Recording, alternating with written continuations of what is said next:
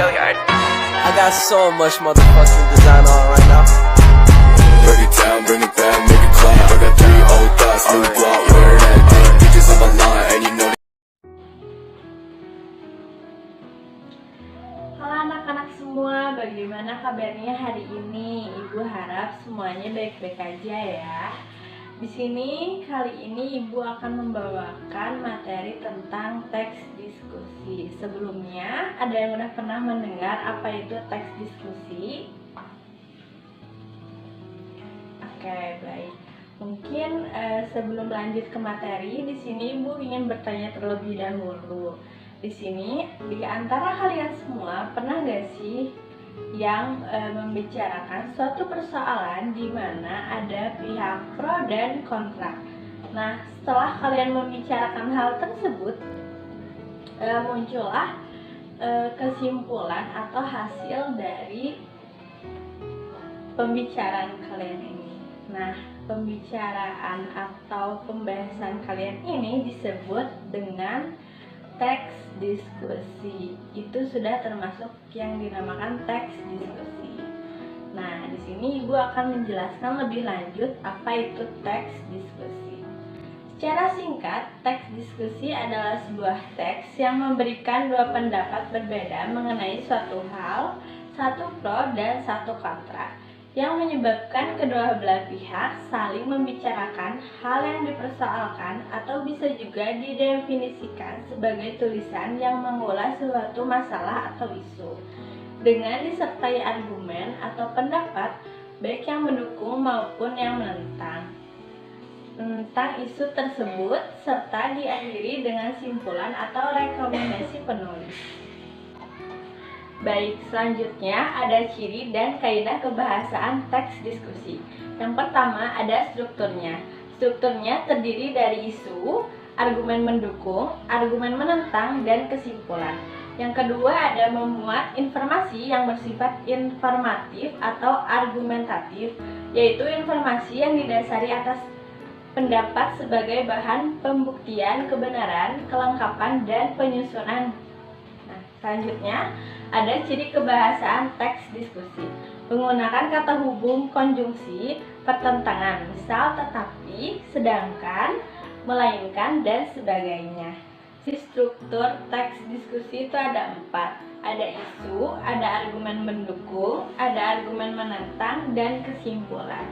Di sini saya akan menjelaskan apa satu-satu di antaranya. Yang pertama ada isu. Isu berisi masalah yang akan didiskusikan secara bersama.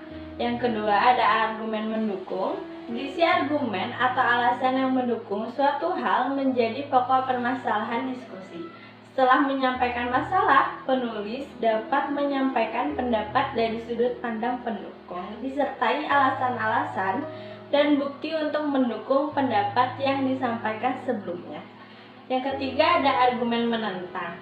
Di sini berisi argumen atau alasan yang menentang argumen mendukung. Pada tahap ini, penulis memaparkan pendapat disertai alasan dan bukti dari sudut pandang kontra. Yang terakhir itu ada kesimpulan. Kesimpulan ini adalah hasil akhir yang berisi suatu isu yang dibahas, berisi jalan tengah antara pro dan kontra. Jenis-jenis teks diskusi dan contohnya. Yang pertama ada seminar, yang kedua ada salasehan, yang ketiga ada simposium, yang keempat ada diskusi panel, yang kelima ada kongres, yang keenam ada mukjabar, dan yang ketujuh ada lokakarya. Nah, selanjutnya di sini ada contoh teks diskusi dengan judul bagaimana cara kita menyelesaikan masalah tawuran siswa sekolah. Pendahuluan dan isu. Tawuran antar pelajar semakin memprihatinkan di masyarakat dan masalah kenakalan remaja merupakan salah satu yang harus dibenahi.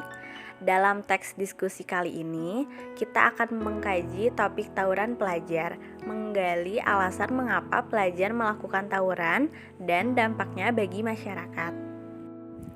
Argumen pendukung. Ada beberapa argumen mengapa siswa terlibat dalam perkelahian. Salah satu argumennya adalah bahwa siswa mungkin merasa bahwa mereka harus membuktikan diri, baik secara fisik maupun emosional.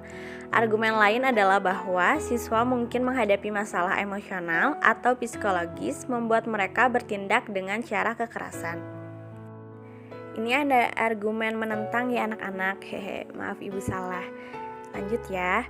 Meskipun argumen ini mungkin ada benarnya, dapat juga dikatakan bahwa siswa yang terlibat dalam perkelahian memiliki kekurangan bimbingan, pendidikan, atau bimbingan orang tua dalam teknik penyelesaian konflik yang tepat.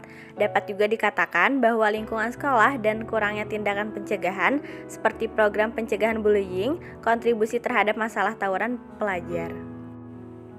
Analisis dan refleksi. Terlepas dari alasan yang melatar belakangi tawuran pelajar, jelas bahwa tawuran memiliki dampak negatif bagi sekolah dan masyarakat. Kerusakan fisik dan emosional yang diakibatkan oleh perkelahian ini dapat berdampak jangka panjang pada siswa yang terlibat.